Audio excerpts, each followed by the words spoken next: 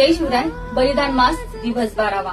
शस्त्र असतः न आमच्या आरिशोनितांची शमनार प्राशुन कुळी रणिमलेंचतेची खडगात नित्य वसते तुळजा भवानी हे दिव्य सत्य कथिले शिवभूपतींनी. या श्लोकाचा अर्थ शंभूराजे व त्यांच्या मावळ्याप्रमाणे स्वराज्य कार्यात अडथळा आणणाऱ्या म्लेंच शत्रूंचा मुळाचा नाश करण्यासाठी ते उगारले गेले पाहिजे आणि त्याचा नितपात करूनच ते ज्ञानबंद केले पाहिजे. ही शिकवण आपल्याला शिवछत्रपतींनी दिली आहे. आपल्या शस्त्रात नेहमी आई तुळजा भवानी वास करत असते.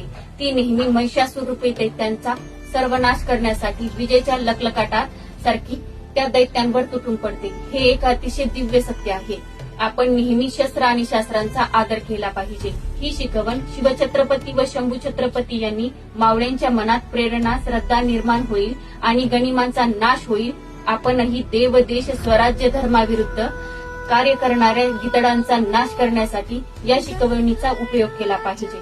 जय शंभूराजे.